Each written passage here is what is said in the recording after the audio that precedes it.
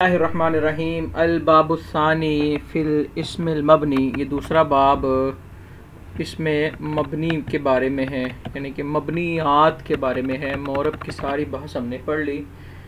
ہدایت النحو کے مقدمے میں پڑھا تھا کہ یہ کتاب ایک مقدمے پر، دو ابواب پر اور ایک خاتمے پر مشتمل ہے۔ تو کتاب کا مقدمہ اور پہلا باب مکمل ہو چکا اور دوسرا باب شروع ہو رہا ہے کہ الباب الثانی فی الاسم المبنی، کہ دوسرا جو باب ہے یہ اس میں مبنی کے بارے میں ہے۔ اور یاد رکھیں کہ مبنی اسماء جو ہیں ان کی دو قسمیں بنتی ہیں۔ مبنی اسماء کی دو قسمیں بنتی ہیں، ایک کو مبنی کہتے ہیں اور دوسرے کو مبنی الاصل کے مشابہ کہا جاتا ہے۔ تو وہو اسم سے مبنی کی جو پہلی قسم ہے اس کی تعریف شروع کر رہے ہیں۔ وہ اسم وقع غیر مرکب مع غیرہ، کہ یہ وہ اسم ہے جو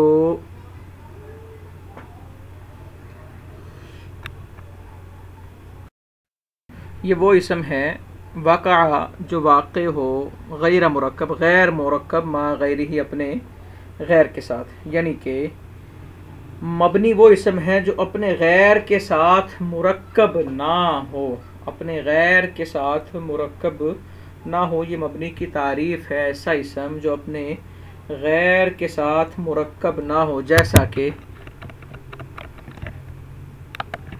با، تا، سا وغیرہ، یہ سارے مبنیات ہیں۔ اور واحد، اثنان، ثلاثۃ، اور کلفظتی زید وحدہ، جیسا کہ لفظ زید اکیلا۔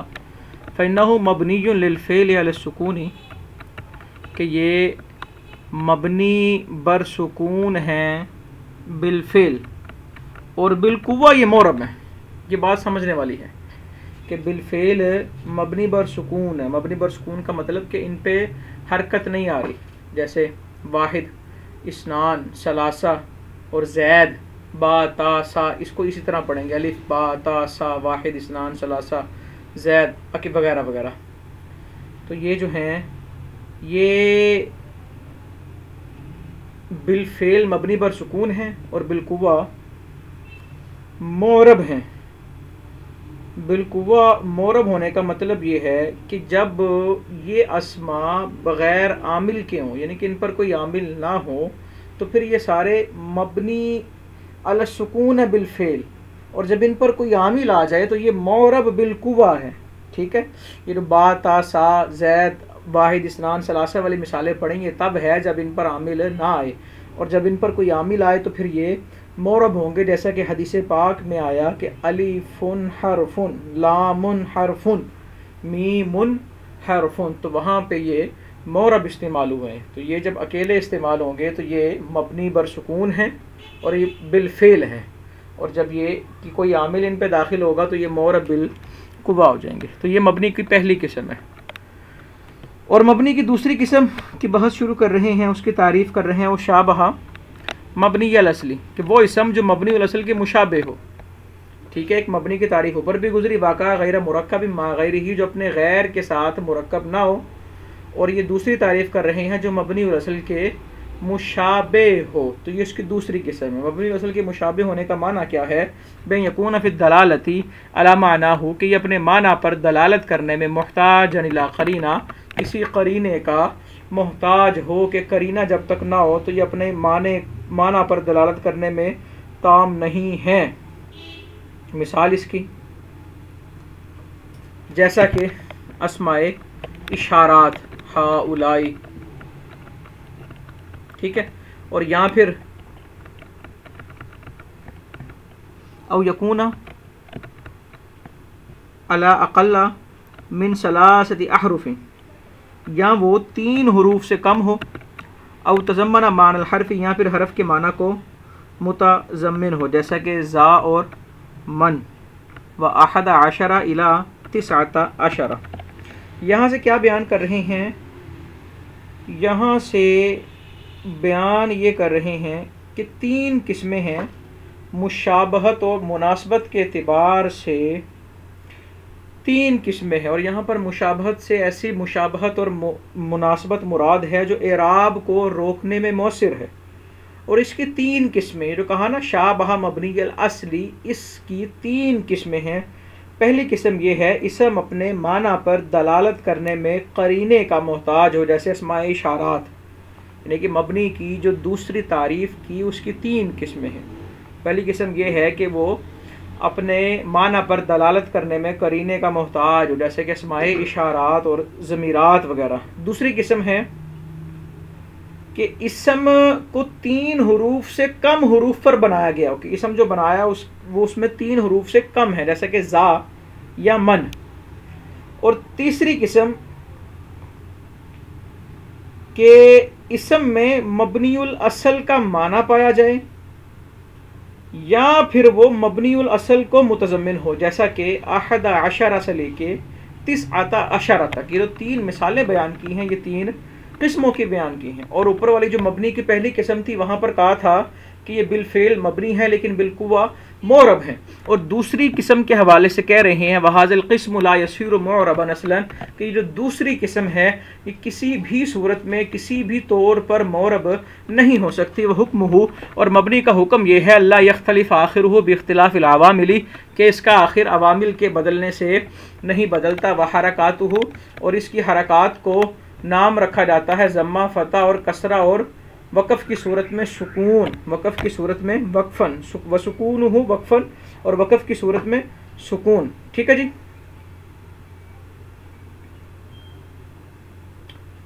بلکہ یوں ترجمہ کریں گے اور سکون کی صورت میں وقف۔ وہوالا، اور اس کی ثمانیۃ انواع، 8 قسمیں ہیں مبنی کی، یعنی کہ 8 چیزیں ہیں جو مبنی ہوتی ہیں۔ مبنی کی 2 قسمیں ہیں، 2 تعریفیں گزر گئی، اور اب مبنی کتنی چیزیں ہوتی ہیں تو 8 چیزیں ہیں جو مبنی ہوتی ہیں۔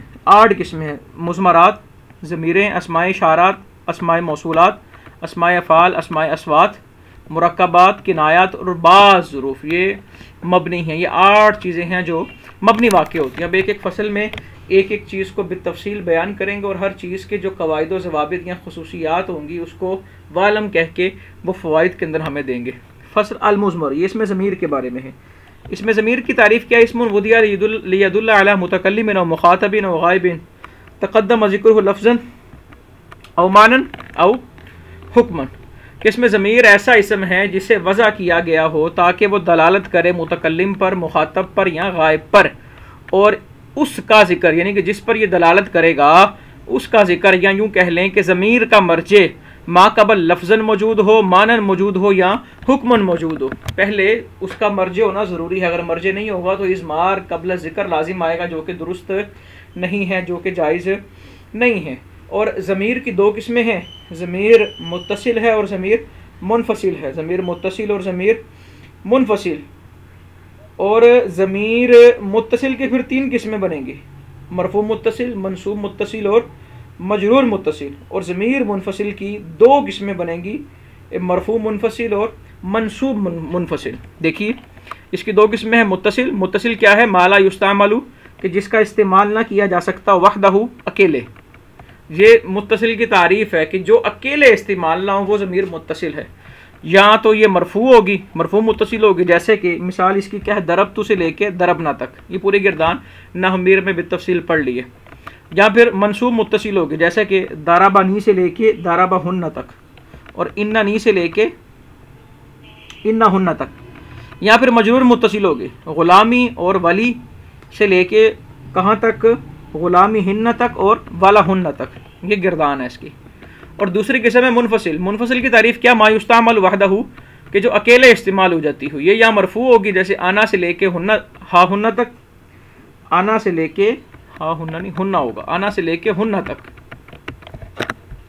یا منصوب منفصل ہوگی، جیسے ای یا سے لے کے یا سے لے کے ای یا ہننا تک۔ فذالک 60 ضمیرہ، تو ان ضمائر کی جو مکمل تعداد بنتی ہے وہ 60 ضمائر بنتی ہیں، اور ان کو ہم پہلے پڑھائے ہیں کہ وہ ضمائر کون سی ہیں۔ ٹھیک ہے، ایاک، ایاکم، ایاکم، یہ ساری ضمائر ہم پہلے پڑھائے ہیں۔ والم، اور جان لو ان المرفوع المتصلہ، کہ جو مرفوع متصل ہے خاصتاً، خاص طور پہ، یہ مرفوع متصل کی بات کر رہے ہیں، یکون مستتراً فی الماضی، ماضی کے اندر یہ ضمیر کبھی کبھی چھپی ہوتی ہے۔ ٹھیک ہے، یہ ضمیر مرفوع متصل کی بات ہو رہی ہے، یہ ماضی کے اندر چھپی ہوگی۔ کب چھپی ہوگی؟ غائب اور غائبہ کے صیغے میں، غائب اور غائبہ کے، یعنی کہ واحد غائب کے سیغے، واحد مذکر غائب کے سیغے میں اور واحد مؤنث غائب کے سیغے میں. جیسا کہ دارابا اس کے اندر ضمیر مستتر ہے ہوا، اور دارابت اس کے اندر ضمیر مستتر ہے ہیا. اور یہ ضمیر یعنی کہ مرفوع متصل مضارع میں بھی چھپی ہوئی ہوگی. کہاں پر؟ مضارع متکلم میں، یعنی کہ واحد متکلم میں بھی اور جمع متکلم میں. جیسے ادربو کے اندر انا اور ندربو کے اندر نحنو. اور مضارع کے مخاطب کے صیغے میں بھی یہ ضمیر چھپی ہوگی، جیسے کہ تدربو کے اندر انت، اور واحد مذکر غائب اور واحد مؤنث غائب میں بھی چھپی ہے، جیسے کہ یدربو کے اندر ہوا اور تدربو کے اندر ہیا. ٹھیک ہے.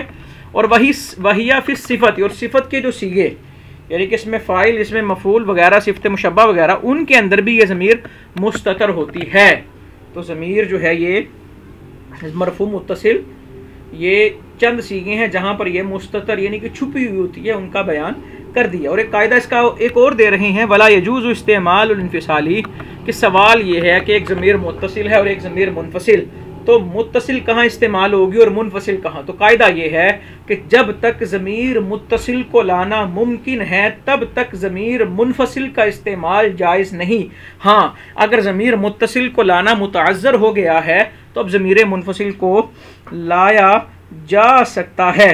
اور ضمیر متصل کی وہ مقامات جہاں پہ ضمیر متصل کو لانے میں تعذر ہوتا ہے وہ چند مقام بنتے ہیں، ذرا غور سے سماعت کیجئے. پہلا مقام یہ ہے کہ جب ضمیر اپنے عامل پر مقدم ہو، عامل پر مقدم ہو. مثال اس کی ایاک نعبد، ایاک نعبد. اب نعبد اس کا عامل مؤخر ہے اور ضمیر مقدم ہے، تو یہاں پر ضمیر مرفوع متصل نہیں آ سکتی کیونکہ عامل مؤخر ہے، تو اس لیے یہاں پر ضمیر منفصل لائے ہیں، ضمیر منفصل لائے ہیں. ٹھیک ہے جی. اور دوسرا اس کا مقام بنے گا یعنی کہ ضمیر متصل جہاں مشکل ہے لانا کہ ضمیر اور اس کے عامل کے درمیان کسی ایسی غرض کے لیے فاصلہ ہو کہ وہ غرض بلا فصل فاصل حاصل نہ کی جا سکتی ہو. یعنی کہ جب تک وہ فاصلہ وہاں نہیں ہوگا تب تک وہاں جو مقصود ہے بیان کرنا وہ بیان نہیں کیا جا سکتا. تو اس صورت میں بھی ضمیر متصل نہیں آئے گی، ضمیر منفصل آئے گی. جیسا کہ ما ضرب الا انا، ما ضرب الا انا. ٹھیک ہے. اب الا فصل ہے تو الا جب تک نہیں آئے گا تو یہاں پہ جو مقصود ہے وہ حاصل نہیں ہوگا. تو جب الا آیا، فصل آ گیا، تو اب اس کے بعد اگر ضمیر متصل لگائیں گے تو وہ مشکل ہے، تو لہذا ضمیر منفصل لگائی. ایک مقام اور بنے گا، وہ تیسرا مقام وہ یہ ہے کہ جب عامل حرف ہو اور ضمیر مرفوع ہو، عامل حرف ہو اور ضمیر مقام رفع میں ہو تو وہاں پر بھی ضمیر متصل نہیں آئے گا. جیسے ما انت قائما، ما انت قائما. ٹھیک ہے جی. ایک مقام اور ہے کہ جب ضمیر کا عامل مانوی ہو تو تب بھی ضمیر متصل نہیں آئے گی. جیسا کہ ہوا زیدن میں. ٹھیک ہے. ضمیر کا جو عامل ہے وہ مانوی ہے، یعنی کہ معنی ابتدا ہے. اور ایک صورت اور ہے جب ضمیر متصل نہیں آئے گی، وہ یہ ہے کہ ضمیر کا عامل محذوف ہو، جیسا کہ مثال دی جاتی ہے ایاک والشر، ایاک والشر. تو یہ چند صورتیں ایسی ہیں کیونکہ کتاب میں تو صرف اتنا ہے کہ جہاں پر ولا يجوز استعمال المنفصل الا عند تعذر المتصل، کہ متصل کا استعمال مشکل ہو گیا تو اب منفصل کا استعمال کیا جا سکتا ہے. تو کہاں کہاں استعمال مشکل ہوتا ہے اس کو میں نے مقامات بما امثلہ عرض کر دی ہیں. جیسے کہ ایاک نعبد اور ما ضربک الا انا وانا زید وما انت الا قائم، مثالیں انہوں نے ساری دے دی ہیں. اچھا جی. وعلم، ایک فائدہ ہے وہ جانیں. فائدہ یہ ہے، پیچھے ہم نے ابھی تھوڑی دیر پہلے یہ عرض کیا کہ ضمیر سے پہلے ضروری ہے کہ اس کا مرجع ہو، لفظاً ہو، ٹھیک ہے، حذفاً ہو، معناً ہو، حکماً ہو، کسی طرح بھی اس کا مرجع ہونا چاہیے. لیکن بتا یہ رہے ہیں کہ کبھی کبھی ایک ضمیر ایسے واقع ہوتی ہے کہ اس کا ما قبل میں مرجع نہیں ہوتا، لیکن اس ضمیر کا جو کام ہوتا ہے کہ وہ جملے کی تفسیر کرتی ہے، اور اس ضمیر کو ضمیر شان یا ضمیر قصہ کہتے ہیں. مثال کے طور پہ دیکھیں نا، ان لہم ضمیرا یقع قبل جملۃ، جملے سے پہلے واقع ہوگی، تفسرہ، اور جملے کی وضاحت کرے گی، اور اس کا نام ضمیر شان ہے. اگر مذکر کے اندر استعمال ہو اور اگر مؤنث کے اندر استعمال ہو تو اسے ضمیر قصہ کہیں گے. جیسے قل هو اللہ احد، اب یہ هو اللہ احد کے اندر یہ ہوا ہے یہ ضمیر شان ہے، یہ آگے والے جملے کی وضاحت کر رہی ہے. اور دوسری مثال انہا زینب قائمۃ، کہ زینب کھڑی ہے. اب یہاں پہ جو ہا ضمیر ہے یہ ضمیر قصہ ہے. وَيَدْخُلُ، اور جو یہ ضمیر ہے بین المبتدا والخبر، مبتدا اور خبر کے درمیان داخل ہوگی. اور کس طرح داخل ہوگی؟ صیغۃ مرفوع منفصل مطابق للمبتدا، صیغہ جو ہے وہ مرفوع منفصل کا ہوگا اور مبتدا کے مطابق ہوگا. اور یہ بات کب ہے؟ اذا کان الخبر معرفتاً، کہ جب خبر معرفہ ہو. او افعل من کذا، افعل من کذا کا مطلب ہے کہ اس میں تفضیل مستعمل بمن ہو. ہم نے ایک سبق میں بتایا تھا کہ اس میں تفضیل کا جو استعمال 3 طرح سے ہوتا ہے، وہ کون کون سے ہیں؟ ان میں سے ایک طریقہ یہ تھا کہ اس میں تفضیل کا استعمال من کے ساتھ ہوتا ہے. تو یہ شرط ہے کہ خبر معرفہ ہو یا اس میں تفضیل کا صیغہ ہو اور من سے اس کا استعمال کیا جا رہا ہو. ٹھیک ہے، مبتدا اور خبر کے درمیان صیغہ مرفوع منفصل داخل ہوتا ہے. اچھا جی، یہاں پر یدخلو کا مرجع میرا خیال ہے میں ضمیر کر گیا ہوں، تو یدخلو کا جو مرجع کہہ رہا ہوں، یدخلو کا جو فاعل ہے وہ ضمیر نہیں ہے، وہ سبقت لسانی کی وجہ سے میں ضمیر کہہ گیا. یدخلو کا فاعل صیغہ ہے، یہ صیغۃ مرفوع منفصل، کہ مبتدا اور خبر کے درمیان مرفوع منفصل کا صیغہ داخل ہوتا ہے جو مبتدا کے مطابق ہوتا ہے.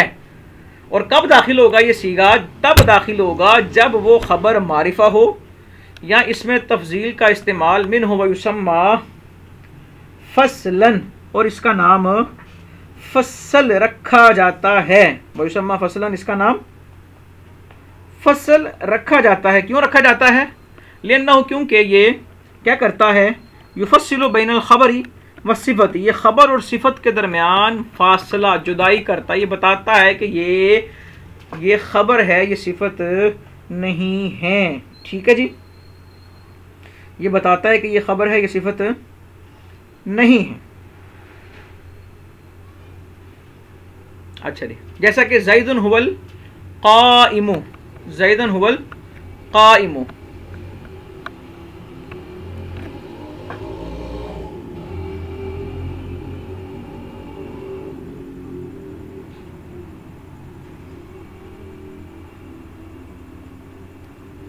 معنی یہ ہے کہ اوپر جو یہاں سے فائدہ بتایا وہ یہ فائدہ بتایا کہ مبتدا اور خبر کے درمیان مرفوع منفصل کا صیغہ، یہاں صیغے سے مراد ضمائر کے صیغے ہی مراد ہیں، کوئی اور صیغہ مراد نہیں ہے. یعنی کہ خبر اور مبتدا کے درمیان مرفوع منفصل کا صیغہ داخل ہو جائے گا. کیوں داخل ہوگا؟ تاکہ یہ خبر اور صفت میں فرق کرے. اور یہ کب داخل ہوگا؟ کہ جب خبر معرفہ ہو یا اس میں تفضیل کا صیغہ ہو اور وہ من سے استعمال کیا جائے. اب زید هو القائم کے اندر ہو لگائی، اسے ضمیر فصل کہیں گے. ویسمى فصلاً، اس کا نام ضمیر فصل ہے کہ یہ ہوا بتا رہا ہے کہ آگے القائم صفت نہیں ہے بلکہ خبر ہے. وکانا، اور دوسری مثال کیا ہے؟ زید هو افضل من عمر، کہ جو زید ہے ہوا افضل من عمر. ٹھیک ہے، افضل اس میں تفضیل کا صیغہ اور من کے ساتھ اس کا استعمال ہو رہا ہے تو ہوا لگایا. اور ہوا لگانے کا مقصد یہ ہے تاکہ فصل قائم ہو جائے، تاکہ جدا کر دیں، فرق کر دیں، تفریق کر دی جائے. ہوا یہ بتائے کہ آگے والا جو جملہ ہے وہ خبر ہے. وقال اللہ تعالی، اور اللہ تبارک و تعالی نے فرمایا کنت انت الرقیب علیہم، کنت انت الرقیب علیہم. ٹھیک ہے جی.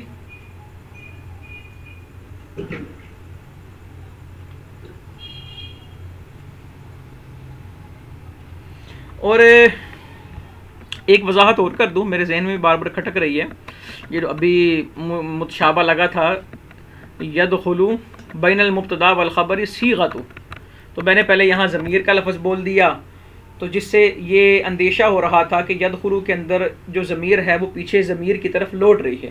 پھر میں نے اس کی وضاحت کی کہ یدخلو کا جو فاعل ہے وہ اس میں ضمیر نہیں، اس میں ظاہر ہے، وہ آگے صیغۃ مرفوعین کے ساتھ آیا۔ اب اعتراض یہ ہے کہ یہ نیا رنگ ہے، نیا ڈھنگ ہے، نیا طریقہ ہے، ضمیر مرفوع منفصل کہنے کی بجائے صیغہ مرفوع منفصل کیوں کہہ رہے ہیں؟ ٹھیک ہے، تو اس کا جواب یہ ہے کہ بعض لوگ نا اس کلمے کو اسم نہیں مانتے کیونکہ یہ غیر مستقل معنی پر دلالت کرتا ہے، اور وہ کہتے ہیں چونکہ اسم نہیں ہے تو یہ حرف ہوا، حالانکہ ضمیر اسم ہوتی ہے۔ تو یہ کہ اختلاف پایا جاتا ہے، تو اس اختلاف سے بچنے کے لیے مصنف نے یہاں پہ لفظ صیغہ استعمال کیا، کیونکہ دونوں طرح کی جن کے عقائد اور نظریات ہیں، ضمیر کو اسم مانے یا نہ مانے، وہ اسے صیغہ ضرور مانتے ہیں۔ ہوا، ہما، ہم، ہیا، ہما، ہن، انت، انتما، انتم، انتی، انتما، انتن، یہ سارے صیغے ہیں۔ تو یہ میرے ذہن میں کھٹک رہا تھا تو میں نے کہا یہاں پر اس کو واضح کر دوں۔ ہو سکتا ہے کچھ کے ذہنوں میں یہ سوال آئے کہ جب مراد ہی ضمیر ہے تو پھر وہ یہ کہنا کہ جی وہ اس کا مرجع یہ نہیں ہے تو وہ ہے، اس کی ضرورت کیا تھی؟ تو اس لیے میں نے اس مسئلے کو واضح کر دیا۔ اچھا جی، فصل اسماء الاشارہ، یہ اسماء اشارہ کے بارے میں ہے۔ اسماء وہ اسماء جن سے کسی کی طرف اشارہ کیا جاتا ہے، اور اسماء اشارہ کی تعریف کیا ہے؟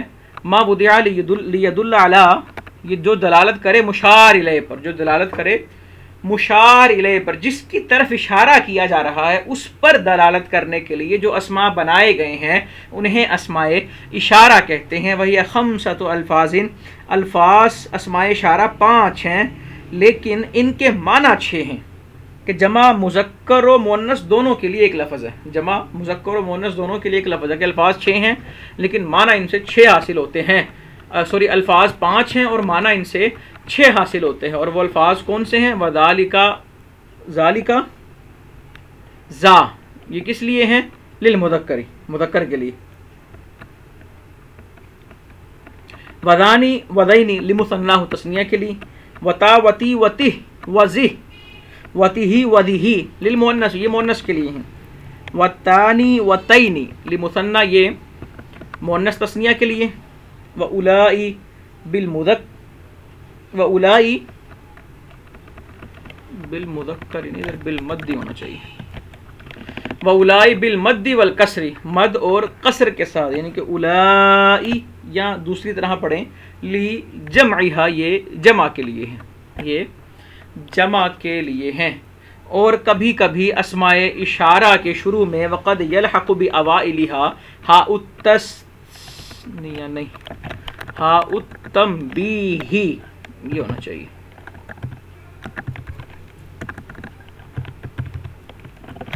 اور کبھی کبھی اسماء اشارہ کے شروع میں ہائے تنبیہ کا لاحق ہو جاتی ہے، ہائے تنبیہ لاحق ہو جاتی ہے، جیسا کہ ہاذا، ہاذانی، ہاؤلائی، ٹھیک ہے جی۔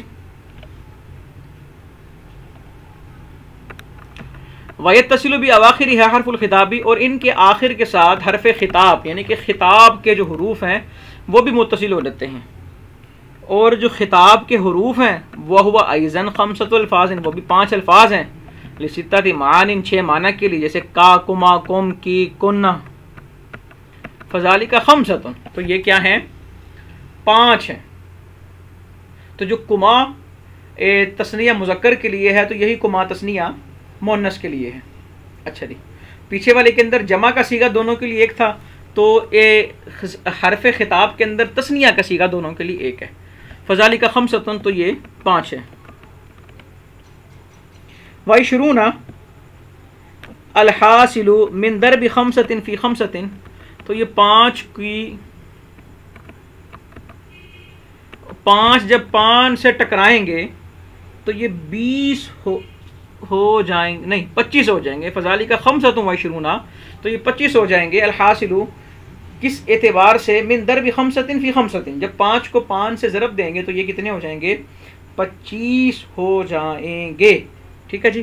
جب 5 ہے نا تو ایک ایک کے ساتھ یہ 5 لگ سکتے ہیں، تو پھر 5 ضرب 5 25 ہو جائے گا، یعنی کہ 5 حروف خطاب ایک اسم اشارہ کے ساتھ استعمال ہو سکتے ہیں، پھر دوسرے کے ساتھ 5، پھر تیسرے کے ساتھ 5، تو اس طرح یہ 25 ہو جائیں گے۔ وہی ادا کا، ذاکا سے لے کے ذاکنا تک، اور زانکا سے لے کے دانی کنہ تک، اور اسی طرح جو بواقی ہیں. اور جان لو کہ ان ذا للقریب و ذالک للبعید، ذا قریب کے لیے ہے اور ذالک بعید کے لیے، اور یہ ذا کا ہوگا، اور جو ذا کا ہے یہ متوسط کے لیے آتا ہے، یعنی کہ جو نہ زیادہ قریب ہو اور نہ زیادہ دور ہو. فصل، یہ فصل اس میں موصول کے بارے میں ہے.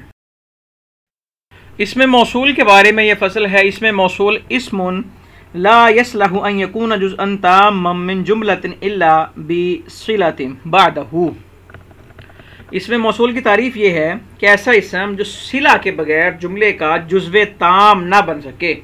جزو تام کا مطلب ہوتا ہے فاعل وغیرہ، اور جو صلہ کے بغیر جزو تام نہ بن سکے. اور صلہ کیا ہے؟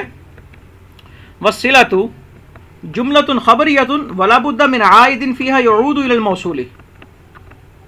کہ صلہ جملے خبریہ کو کہتے ہیں، صلہ جملہ خبریہ کو کہتے ہیں، اور ضروری ہے کہ صلہ کے اندر ایک ضمیر ہو جو موصول کی طرف لوٹ رہی ہو.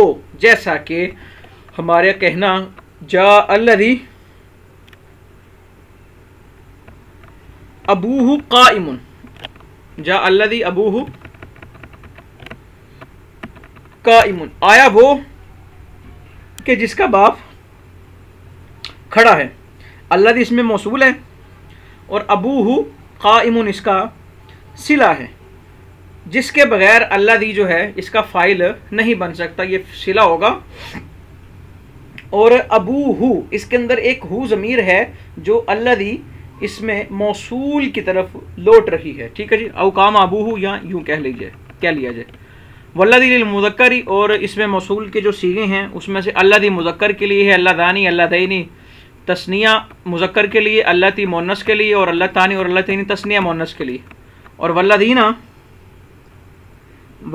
اور الا یہ لجمع المذکر جمع مذکر کے لیے ہیں. واللاتی اور واللواتی واللائی واللائی یہ جمع مؤنث کے لیے. وما ومن وایٌ وایۃ وذو بمعنی الذی فی لغت بنی طے. اور لغت بنی طے کے اندر یہ جو الفاظ ہیں ما، من، ایٌ، ایۃ، ذو، یہ الذی کے معنی میں ہی ہیں. یعنی کہ لغت بنی طے کے اندر یہ بھی اسماء موصول کے طور پہ استعمال ہوتے ہیں. جیسا کہ شاعر نے اپنے شعر میں لفظ ذو استعمال کیا، اور یہ ذو الذی کے معنی میں ہے کہ فإن الماء ماء ابی و جدی و بیری ذو حفرت و ذو طویت، کہ جس پانی کے بارے میں جھگڑا ہو رہا ہے وہ تو میرے ماں اور میرے باپ کا پانی، یعنی کہ جس کنویں پہ لڑائی ہو رہی ہے وہ کنواں تو میرے باپ اور میری ماں کا ہے، اور یہ کنواں وہ ہے وبیری ذو حفرت و ذو طویت، کہ جسے میں نے خود کھودا ہے اور میں نے پتھروں سے اس کا منہ بنایا ہے، اسے گول کیا ہے. ٹھیک ہے، ذو حفرت اور ذو طویت کا معنی الذی حفرتہ والذی طویتہ. ٹھیک ہو گیا جی. اچھا جی، والالف واللام، اور کبھی کبھی الف لام بھی اس میں موصول کا معنی دیتے ہیں، کیونکہ الف لام بمعنی الذی کے ہوتے ہیں. الف لام بمعنی الذی صلتہ اسم الفاعل و اسم المفعول، اور ان کا صلہ اسم فاعل اور اسم مفعول ہوتا ہے. یعنی کہ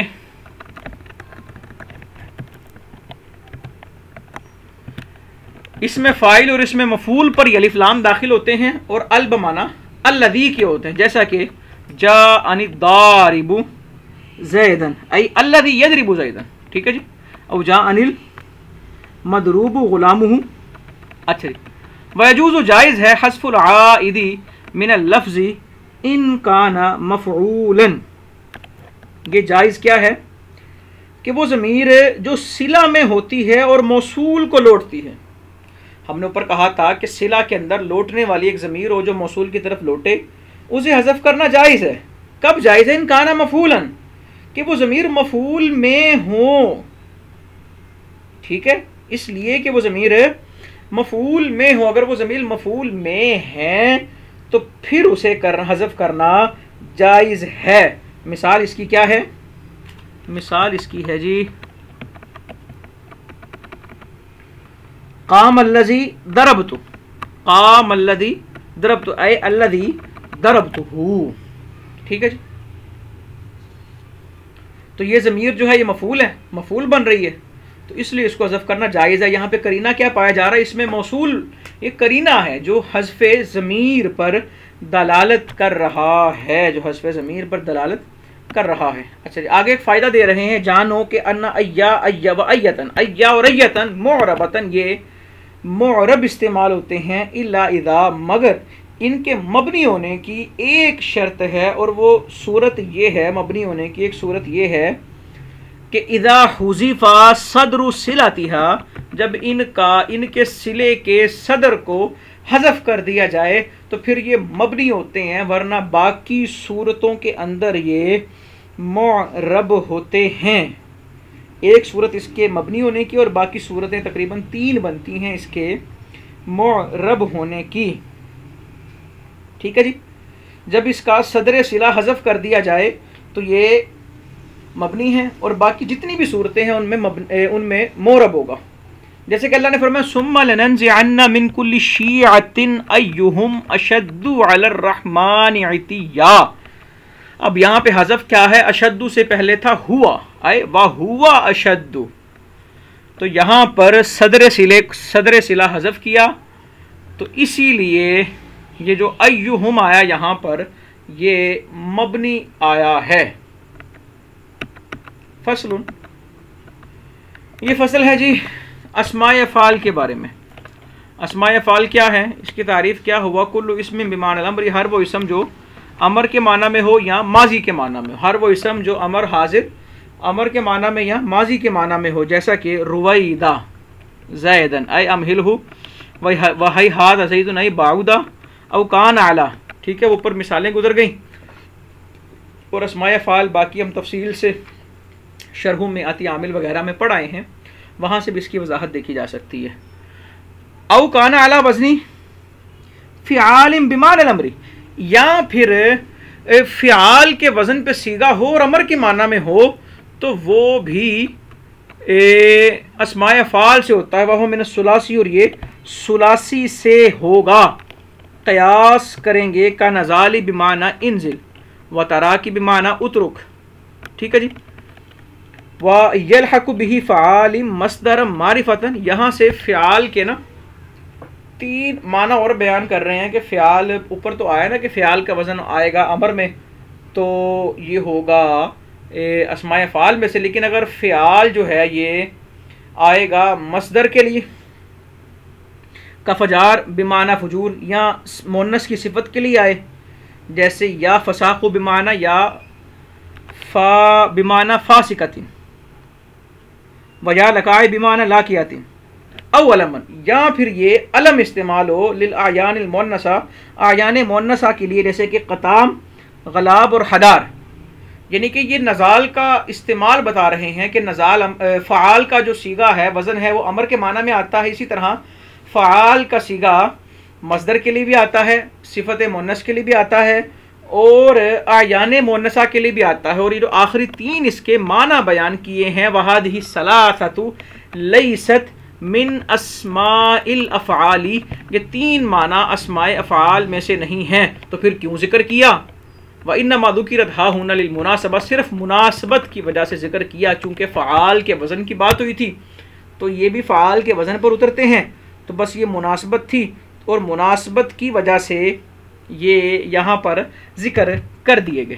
اچھا جی، آگے فصل ہے اصوات کے بارے میں۔ اصوات کا مطلب آوازیں۔ کل لفظ حکی ابھی صوت، ہر وہ لفظ جس سے آواز نکالی دے، جیسے کہ غاقی بصوت الغرابی، کوے کی آواز ہے نا غاقی، یا جانوروں کو او صوتا بہ البہائم کا نخ لاناخت البعیر، یا جانوروں کو تیز چلانے کے لیے، جس طرح اونٹ ہے نا اس کو تیز چلانے کے نخی کہا جاتا ہے کہ چلو، تو ہر وہ اسم جسے کسی چیز کی آواز کے لیے بنایا گیا ہو اسے، جس طرح کوے کے لیے اردو میں کائیں کائیں کہتے ہیں، یا کبوتر کے لیے غڈر غو استعمال ہوتا ہے، تو یہ اسماء اصوات ہیں، تو اسماء اصوات بھی مبنی ہوتے ہیں۔ یہ فصل مرکبات کے بارے میں ہے۔ مرکب کی تعریف کیا؟ کل اسم رکب من کلمتین، ہر وہ اسم جو 2 کلموں سے مرکب کیا گیا ہو اسے مرکب کہتے ہیں۔ لیست بینہما نسبت، اور ان کے درمیان کوئی نسبت ना हो, उनके दरमियान कोई निस्बत ना हो, ठीक है, ना निस्बत इसनादी, ना निस्बत इजाफी और ना ही निस्बत तौसीफ़ी, कोई निस्बत ना हो, दो कलीमों को एक किया हो और दरमियान में कोई निस्बत ना हो। अच्छा, फिर जब दो कलीमों को एक किया तो देखा जाएगा फ़इन तज़म्मना सानी हरफन, क्या दूसरे कलीमे में कोई हरफ छुपा हुआ है या नहीं। अगर हरफ छुपा हुआ है तो याजिबु बिनाउहुमा अलल फतही, तो दोनों इसम जो है वो मबनी पर फ़तह होने की वजह से उन्हें मबनी पर फ़तह पढ़ना वाजिब है। जैसे कि अहद आशरा से लेके कहाँ तक, इला तिस्अत आशरा तक, इल्ला इसना आशरा, इसना आशरा मुस्तस्ना है क्योंकि ये मोरब है तस्निया की तरह। अच्छा जी, वल्लम यतज़म्मन ज़ालिका फ़ीहा फ़फ़ीहा लुगातुन, और अगर दूसरे हरफ दूसरे इसम में कोई हरफ मुतज़म्मिन ना हो तो इसके अंदर कई लुगात हैं। अफ़साहुहा, तो सबसे बेहतर जो लुगत है वो ये है कि जो पहला इसम है बिनाउल अव्वल अलल फतही, उसे मबनी पर फतह पढ़ेंगे, व एराब उस्सानी, और दूसरा होगा तो मोरब लेकिन मना सरफ के असबाब पाए जाने की वजह से वो गैर मुनसरिफ हो जाएगा, जैसा कि बाला बक्का, जैसा कि बाला बक्का। ऊपर वाली मिसाल में हमने जो पढ़ा कि दोनों इसम जो है मबनी पर फतह हैं। असल में पहले को तो मबनी पढ़ने की वजह यह है ना कि जब दो को एक किया तो पहले का जो आखिरी था अब वो आखिरी नहीं रहा, अब वो वस्त बन गया, और जो एराब होता है वो आखिरी कलीमे का होता है, आमिल आखिरी हरफ के एराब पर अमल करता है। ठीक है जी, बाला बक्का, जानी बाला बक्का, वराई तो बाला बक्का, व मरर तो भी बाला बक्का। ये फसल किनायात के बारे में है। किनायत क्या है, वही ही आसमाउन, ये ऐसे अस्मा हैं तदुल्लु अला अदद मुबहमिन, जो अदद मुबहम पर दलालत करें, मुबहम तदाद पर, कम कज़ा या मुबहम बात पर, जैसा कि कैता या ज़ैता।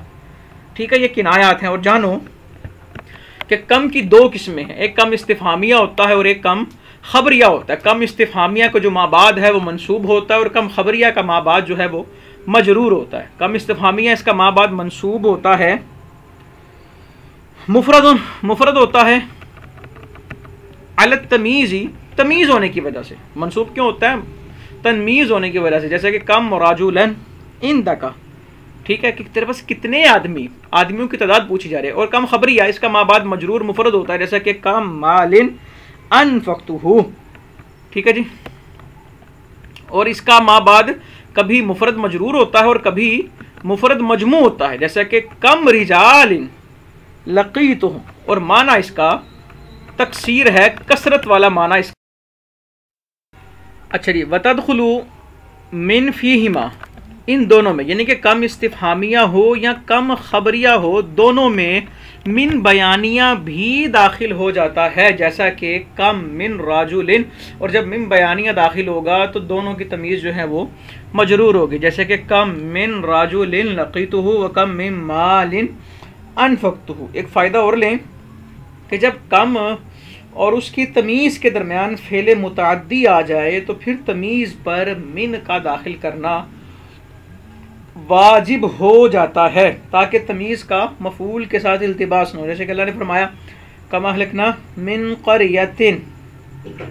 अच्छा जी, वक़द युहज़फ़ु तमीज़, और कभी तमीज़ को हज़फ़ कर दिया जाता है लिक़याम क़रीनतिन, जब करीना पाया जाए। जैसा कि मिसाल इसकी क्या है कि कम मालुका, आए कम दिनारन मालुका। ठीक है जी,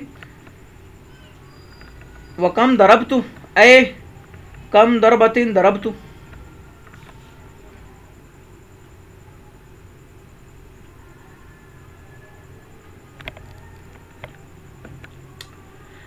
कम दरबतु, इसमें तमीज़ के हज़फ़ का करीना क्या है, वो ये है कि कम फ़ेल पे दाखिल हुआ, हालांकि कम का फ़ेल पे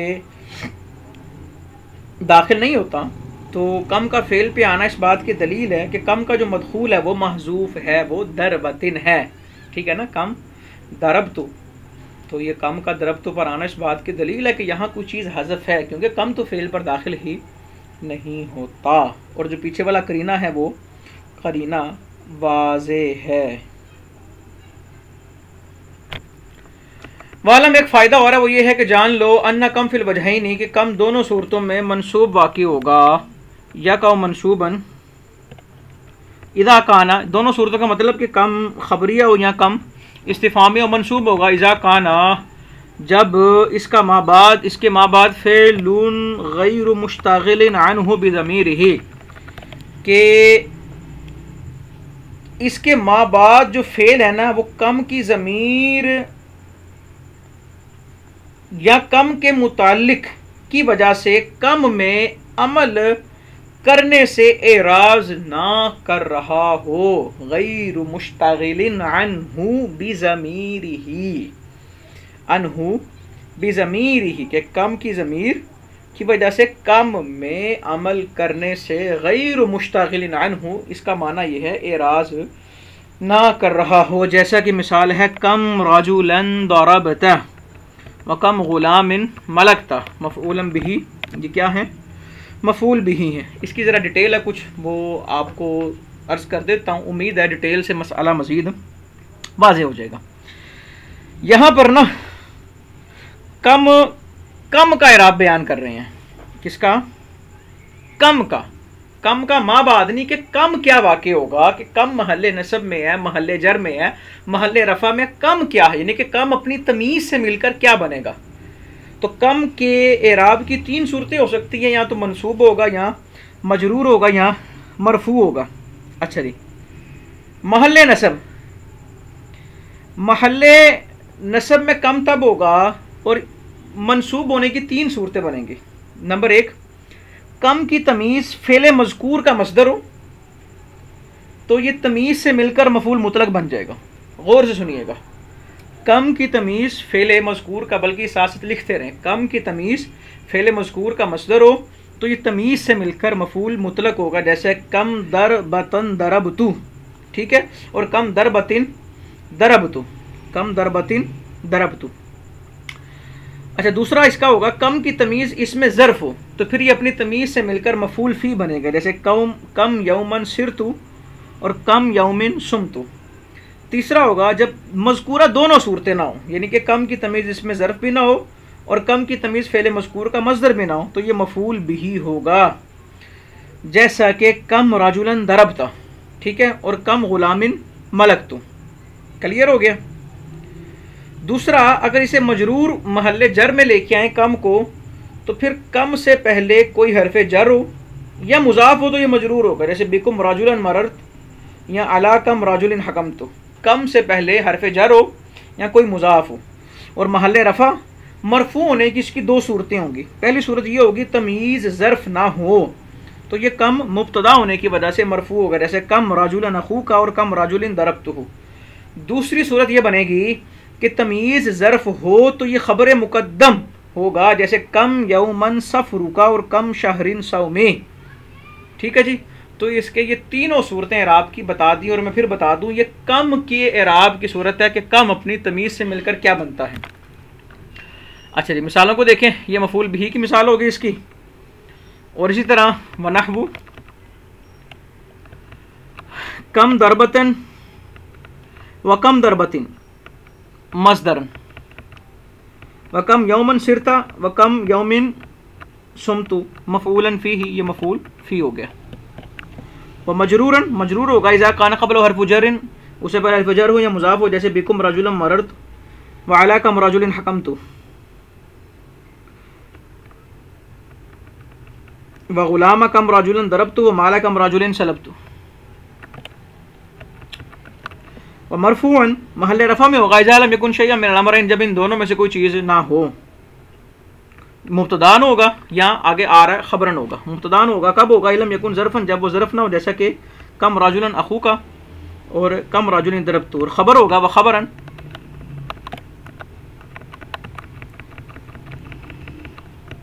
کب؟ ان کان ظرفن، جب وہ ظرف ہو، جیسا کہ کم یومن سفروکا و کم شہری سومی، ٹھیک ہے جی۔ یہ جو لکھا یہاں پہ اس کو میں نے عبارت پڑھنے سے، ترجمہ کرنے سے پہلے سمجھا دیا۔ فصل، یہ فصل ہے ظروف مبنیہ کے بارے میں، ظروف مبنیہ علی اقسام منہا، ظروف مبنیہ کی چند قسمیں ہیں۔ پہلی قسم یہ ہے ما قطع عن الاضافتی، ما قطع عن الاضافتی، یعنی کہ جن کا مضاف الیہ لفظوں سے حذف کر دیا گیا ہو، ٹھیک ہے، بئیں طور حذف المضاف الیہ، مضاف الیہ محذوف کر دیا گیا ہو، جیسے کہ قبل، بعد، فوق، تحت، مضاف الیہ لفظوں سے حذف کر دیا گیا ہو، لیکن یہاں وضاحت یہ ہے کہ لفظوں سے حذف ہو لیکن ذہن میں موجود ہو، جسے ہم اپنی اصطلاح میں کہتے ہیں مضاف الیہ ان کا محذوف منوی ہو، جیسا کہ اللہ نے فرمایا للہ الامر من قبل ومن بعد، یعنی کہ یہ مبنی ہوں گے، للہ الامر من قبل ومن بعد، اور یہ مبنی پر جمع ہوتے ہیں، ای من قبل کل شیء ومن بعد کل شیء، ٹھیک ہے جی، یہ وہی بات آگے، ہذا اذا کان محذوف منویا، جب اس کا محذوف منوی ہو، للمتکلم، ٹھیک ہے جی، کہ یہ مبنی بر جمع ہوں گے کب؟ جب ان کا محذوف مضاف الیہ، یہ جو محذوف ہے وہ منوی ہو، کس کے ذہن میں؟ متکلم کے ذہن میں، کہ متکلم جب کلام کر رہا ہے تو اس کے ذہن میں مضاف الیہ موجود ہو لا، اور اگر یہ محذوف منوی نہیں ہے تو لکانت معربہ، تو یہ معربہ ہوں گے، والا ہذا، تو اس صورت میں قرات یوں کی جائے گی یا پڑھا یوں جائے گا کہ للہ الامر من قبل ومن بعد، ٹھیک ہے جی، وتسمى الغایات، اور ان کا نام غایات بھی رکھا جاتا ہے، وتسمى الغایات، ان کا نام غایات بھی رکھا جاتا ہے، غایت تو ہوتا ہے انتہائی کلام، تو انتہائی کلام تھا مضاف الیہ، تو جب مضاف الیہ کو حذف کیا تو اس کی کمی کو حرکت قویہ، یعنی کہ یہاں ضمہ ہے تو اس سے پورا کر دیا، اور جب مضاف الیہ حذف ہو گیا تو یہیں پر کلام انتہا ہو رہا ہے، تو یہ چونکہ اس کے قائم مقام ہو گئے، تو اسی مناسبت سے ان کا نام غایات رکھ دیا جاتا ہے۔ اچھا جی، ومنہا حیث، اور ان میں سے حیث بھی ہے کہ بنیت تشبیہا لہا بالغایات لملازمتها الاضافۃ الی الجملۃ فی الاکثر، کہ غایات کی مشابہت، غایات کے ساتھ مشابہت کی وجہ سے یہ حیث بھی مبنی بر ضم ہوتا ہے، اور جملے کی طرف اکثر یہ مضاف ہو کر استعمال ہوتا ہے، جیسا کہ اللہ تبارک و تعالی نے فرمایا سنستدرجہم من حیث لا یعلمون، یہ حیث آگے لا یعلمون جملے کی طرف مضاف ہو رہا ہے، اور کبھی کبھی حیث مفرد کی طرف بھی مضاف ہوتا ہے، جیسا کہ شاعر نے کہا اما ترى حیث سہیل طالعا، ٹھیک ہے، اب معنی اس کا مکان سہیل ہے، حیث سہیل کا، اور یہ حیث سہیل کی طرف مضاف ہے، سہیل اس کا مضاف الیہ ہے، فحیث ھذا بمعنی مکانہ، اور حیث یہاں پہ کس کے معنی میں ہے؟ بمعنی مکان نن، مکان نن کے معنی میں ہے، وشرطہ، شرط یہ ہے، ٹھیک ہے، کہ اکثر استعمال کی بنا پر حیثو کی شرط کی بات ہو رہی ہے، شرط یہ ہے ان یضاف الی الجملۃ، کہ اسے مضاف کیا جائے جملے کی طرف، جملہ فعلیہ ہو یا جملہ اسمیہ ہو۔ اچھا جیسا کہ مثال کیا ہے جی، مثال اس کی ہے اجلس حیث یجلس زید، اجلس حیث یجلس زید، یوں پڑھ لیں، اور جملہ اسمیہ کی مثال میں اگر اسے پڑھنا ہو تو پھر اسے یوں پڑھ لیں گے اجلس حیث زید جالس، اس طرح پڑھا جا سکتا ہے۔ ومنہا، اور اس میں سے یعنی کہ یہ ظروف میں سے ایک ہے اذا، ومنہا اذا، اذا ہے، وہی للمستقبل، یہ مستقبل کے لیے آتا ہے، اور وہ اذا جو ہے یہ داخل ہوتا ہے ماضی پر سارا مستقبلہ، اور اسے مستقبل کے معنی میں کر دیتا ہے، جیسے کہ اذا جاء نصر اللہ، ٹھیک ہے، اذا جاء نصر اللہ، وفیہا معنی الشرط، اور اس کے اندر شرط کا معنی پایا جاتا ہے، ویجوز، اور جائز ہے، ان تقع بعدہا الجملۃ الاسمیہ، کہ اذا کے بعد جملہ اسمیہ واقع ہو جائے، جیسا کہ آتی کا اذا الشمس طالعۃ والمختار، اور پسندیدہ یہ ہے کہ اس کے بعد جملہ فعلیہ داخل ہو، جیسا کہ آتی کا اذا طلعت الشمس.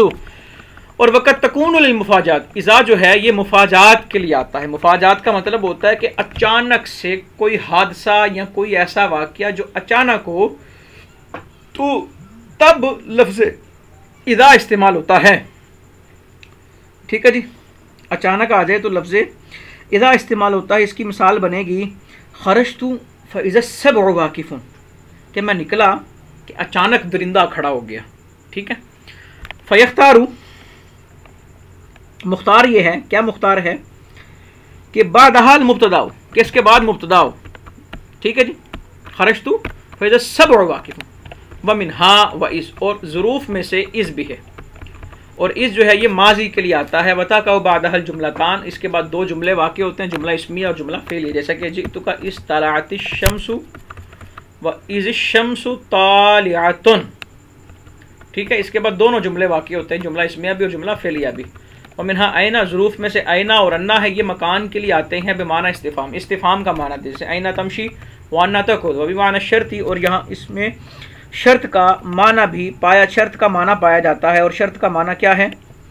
جیسا کہ اینا تجلس اجلس وانا تقوم اقوم ومنها متى، اور ان ظروف میں سے ایک ظرف ہے متا ہے، ایک ظرف متا ہے، اور یہ زمان کے لیے آتا ہے اور شرط بنتا ہے یا استفہام بنتا ہے، جیسا کہ متا تسم اسم اور متا تسافر. ومنہا کیفا، اور ان ظروف میں سے ایک کیفا ہے للاستفہامی، یہ استفہام کے لیے آتا ہے، حال بنتا ہے، جیسا کہ کیفا انت اے فی حال انت. ومنہا، اور ان ظروف میں سے ایانا، یہ زمان کے لیے آتا ہے، استفہام ہوتا ہے، جیسا کہ ایان یوم الدین. ومنہا، اور ان میں سے مز اور منذ آتا ہے، بمعنی اول المدہ، مدت کے آغاز کو بیان کرتے ہیں. ان صالح جواباً، اگر یہ صلاحیت ہو، جواباً لمتا، متا کے جواب کی صلاحیت ہو. ٹھیک ہے. یعنی کہ ان کے ماں بعد میں متا کا جواب بننے کی صلاحیت ہو. مثال آگے اس کی آ رہی ہے. کیا مثال اس کی آ رہی ہے؟ مثال یہ آ رہی ہے متا ما رأیت زیدن، متا ما رأیت زیدن، کہ تو نے کب سے زید کو نہیں دیکھا. تو اس کے جواب میں کیا کہا جائے گا؟ ما رأیتہ مز او منذ یومن، یوم الجمعہ، کہ میں نے اسے جمعے کے دن سے نہیں دیکھا. ٹھیک ہے. ما رأیتہ، کہ میں نے اسے نہیں دیکھا، منذ او منذ یوم الجمعہ فی جواب من قالا متا ما رأیت زیدن اے اول مدت انقطاع رؤیتی یاہو یوم الجمعہ، کہ میرے اسے نہ دیکھنے کی مدت کا آغاز جمعے کے دن سے ہو رہا ہے. وہ بمعنی جمیل مدتی، اور کبھی کبھی جمی مدت کا معنی بھی بیان کرتا ہے، جمی مدت کا معنی بھی بیان کرتا ہے. کب معنی بیان کرتا ہے؟ ان صلاح، اگر صلاحیت ہو، جواباً لکم، کم کا جواب بننے کی صلاحیت رکھتا ہو، تو یہ جمی مدت کا معنی بھی بیان کرتا ہے، جیسا کہ ما رأیتہ مز او منذ یومان فی جوابی من قال کم مدتم ما رأیتہ، کہ جس نے پوچھا بھی تو نے کتنی مدت سے اسے نہیں دیکھا، کم کے ساتھ، تو کم کا جواب بننے کی صلاحیت ہے، تو کہیں گے ما رأیتہ مز او منذ یومان، کہ جمیع مدتی ما رأیتہ یومان، کہ پوری مدت جو میں نے اسے نہیں دیکھا وہ 2 دن ہیں. ومنہا، اور ان ظروف میں سے لدا ہے اور لدن ہے، بمعنی اندہ، یہ اندہ کے معنی میں آتے ہیں، جیسا کہ المال لدی کا والفرق بینہما، اور اندہ میں اور لدا اور لدن میں فرق یہ ہے کہ ان عندہ کہ لا یشترط فی الحضور ویشترط ذالک فی لدا ولدن، کہ اندہ جب استعمال کیا جاتا ہے تو اس میں حاضر ہونا شرط نہیں ہے، اور لدا اور لدن کے اندر حاضر ہونا شرط ہے. وجاء فیہ لغات آخر، اور دوسری لغات بھی، لغات اخر، دوسری لغات بھی بیان ہوئی ہیں یہ ان کو پڑھنے میں. وہ لغات کیا ہیں؟ لدنی، لدنا، اور لدنی بھی، اور لدن. اسی طرح ولد، ولد، اور والد، یہ مختلف اس کی لغات ہیں. ومنہا، اور ظروف میں سے قطو ایک ظرف ہے. قطو یہ ماضی منفی کے لیے آتا ہے، جیسا کہ ما رأیتہ قطو، ما رأیتہ قطو. قطو کا مطلب بالکل بھی، میں نے اسے کبھی نہیں دیکھا.